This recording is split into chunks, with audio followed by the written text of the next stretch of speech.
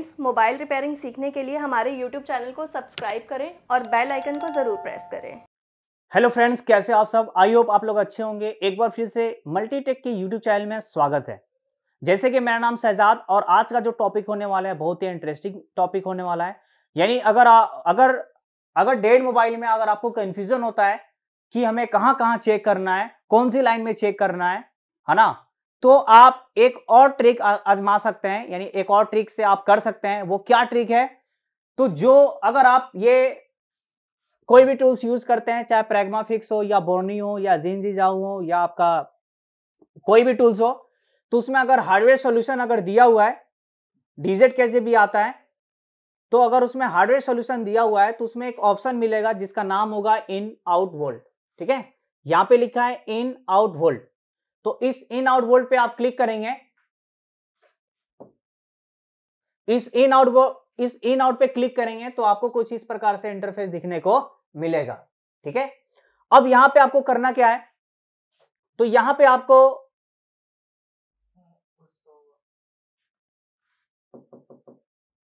आपको करना क्या है? यहां पे आपको पीएम से निकलने वाली, यानी ये चीज कब करना है? तो जैसे हम मान के चले हमने वीवैट का लाइन चेक कर लिए, ऑन ऑफ चेक कर लिए, है ना, सही बता रहा है।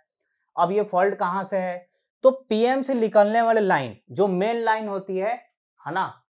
अब आप स्कीमेटिक में ऐसे नेक्स्ट नेक्स्ट करके नहीं देख पाते हैं या आपको नहीं आता है, तो आप ये इनपुट आउटपुट को खोलकर यहां पे देख सकते हैं खोलकर, यानी पीएम के पास, यानी जो पीएम आईसी यहां पे लगी हुई है, तो यहां पे आप देख सकते हैं। ठीक है, यहां पे आप देख सकते हैं कि पीएम 6150L यहां पे आईसी लगी हुई है। यहाँ पे जितनी भी कॉइल यहाँ पे लगी हुई है उन सब पे हमारा बक की सप्लाई बनती है ना। अलग अलग आईसी के हिसाब से अलग अलग सप्लाई बनती है। तो यहाँ पे जो भी यहाँ पे दिखा रहा है वीरेक एल यहाँ पे L1C, L8C, L5C, L11C, L6C, है ना। और यहाँ पे देखिए लिखा है एस। तो एस का मतलब होता है बक, राइट। तो बग का मतलब ये हो गया कि इसके पास जितनी भी कॉइल लगी हुई है, जैसे यहाँ पे 1 2 3 4 5 6 और 7 8 9 10, करीब करीब यहाँ पे 10 कॉइल लगी है। तो 10 कॉइल में यहाँ पे हमारा लाइट के भी, डिस्प्ले की भी यहाँ पे कॉइल लगी हुई है।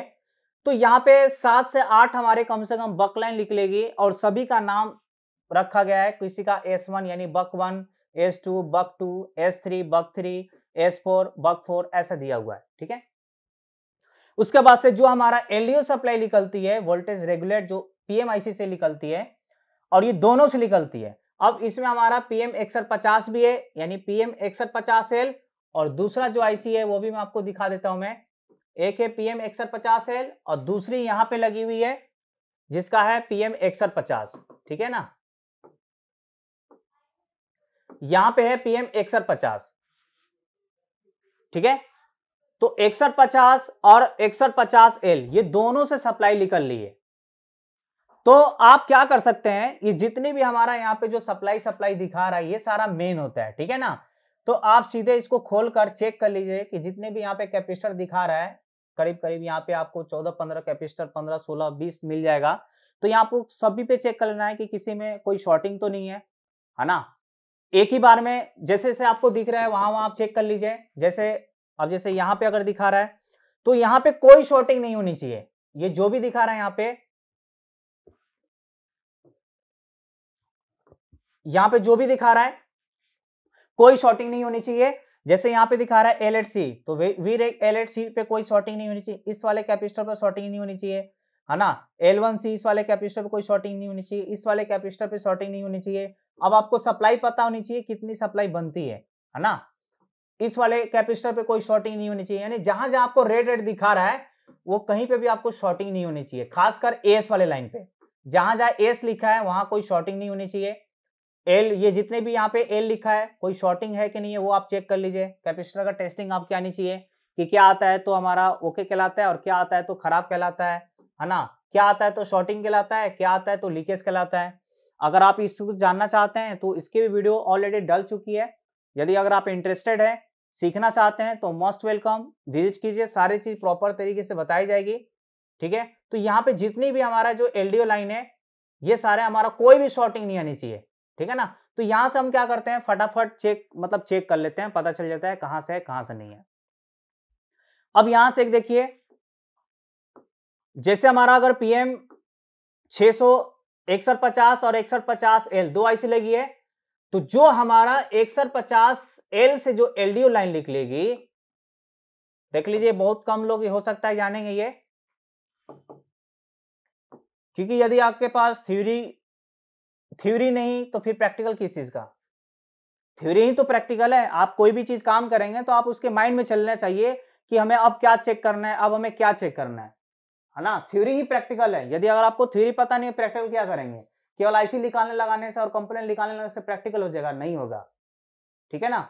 आपको थ्योरी भी पता होनी चाहिए कि हमें सप्लाई कैसे कैसे चेक करना होता है। पीएम 150L से जो निकलती है वो कौन कौन सी सप्लाई निकलती है, कब निकलती है, चार्जर पे निकलती है या दोनों लगाना होता है ना, ये सारे डेट के कंडीशन में चेक करना होता है।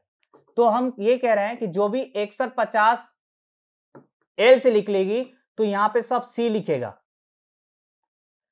जैसे ये है क्वालकॉम पीएम 6150, तो यहां पे सब सी लिखेगा। जैसे एलडीओ लाइन जितनी निकल रही है यहां पे सब सी लिखेगा।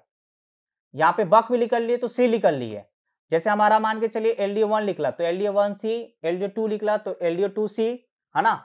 तो जो पीएम 6150 से जो सप्लाई निकलेगी यानी आउट होगी वो लिखेगा सी, यानी L1C या फिर बक सी या फिर LDO सी। और जो पीएम 6150 से जो निकलेगी तो वहां पे लिखेगा ए। 660 में क्या फंडा है कि 660 में जो हमारा 660 से निकलती थी तो उसको तो ए लिखता था, जो 660L से निकलती थी वहां पे लिखा होता था बी।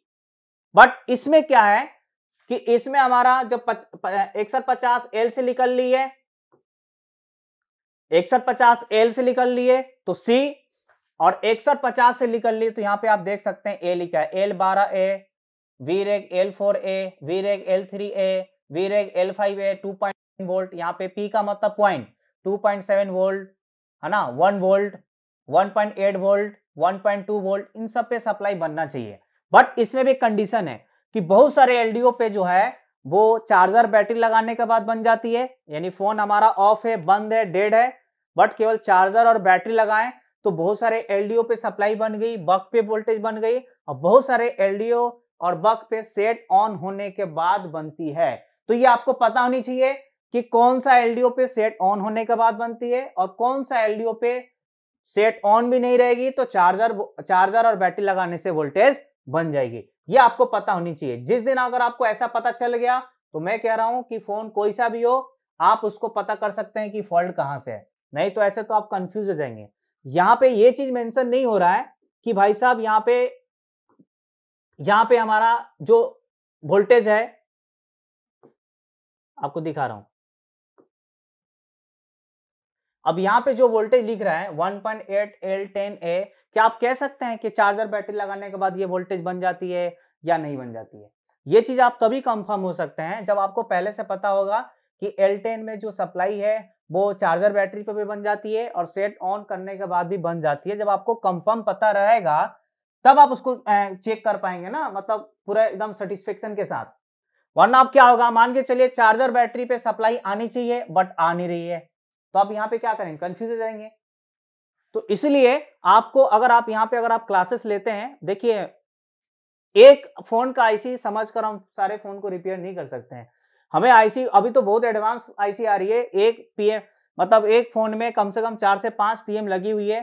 तो जब तक आप नहीं समझेंगे फंडामेंटल तब तक आप कैसे रिपेयर कर सकते हैं जल्दी, और कहां से फॉल्ट है कहां से नहीं है। तो इसीलिए आपको हर चीज का डेटा सेट मिलेगा। बहुत सारी वीडियो में हमने डेटा भी दिए हैं, PM8953 के भी दिए हैं, 6125 के भी दिए हैं कि हमारे एलडीओ पे कब वोल्टेज आती है कब नहीं आती है चार्जर लगा करके। अगर आप वो भी वीडियो नहीं देखे हैं तो आप उस वीडियो को जरूर देखें, है ना। इस चैनल पे नए हैं तो सब्सक्राइब जरूर कर लें। तो आज का जो मेरा टॉपिक था ये था कि अगर आपके पास डेड मोबाइल आता है और आपने बैटरी के लाइन, है ना, ऑन ऑफ स्विच चेक कर ली है, सही दिखा रहा है, अब कहाँ से फॉल्ट है ना, आप पोर्ट वगैरह चेक कर लिए है ना, ऑटो पोर्ट बन रहा है या फिर पोर्ट नहीं बन रहा है। ऑटो पोर्ट बनता है तो हमारा अलग कंडीशन हो जाता है, या फिर हमारा डीसी का फंडा समझ में नहीं आता है, तो आप नॉर्मली ये भी खोल कर देख सकते हैं कि कोई लाइन में शॉर्टिंग तो नहीं है, यानी कंफर्म हो सकते हैं कि शॉर्टिंग तो नहीं है। वोल्टेज तब कंफर्म हो सकते हैं जब आपको पता होगा कि कौन सा एलडीओ पे चार्जर बैटरी लगाने के बाद बन जाती है और कौन सा एलडीओ पे सेट ऑन होने के बाद बनती है। ये आपको पता होनी चाहिए, ठीक है। तो आई होप ये वीडियो आप लोग को अच्छा लगा होगा तो लाइक कमेंट्स करें और कमेंट्स करके बताएं आपको किस टाइप की वीडियो चाहिए, कौन सी सोल्यूशन पे हमने कौन सा फॉल्ट पे हम सोल्यूशन करके वीडियो डालूं, ठीक है। जो भी आप है कमेंट्स करके जरूर बताएं। कमेंट्स करेंगे तभी अपने को पता चलेगा कि क्या है क्या नहीं, ठीक है। तो अगर आपको चाहिए तो बेहिचक आप कमेंट्स करें, अच्छा लगे तो कमेंट्स करें, ना लगे तो भी कमेंट्स करें कि आपका वीडियो अच्छी नहीं लगी। Thank you very much.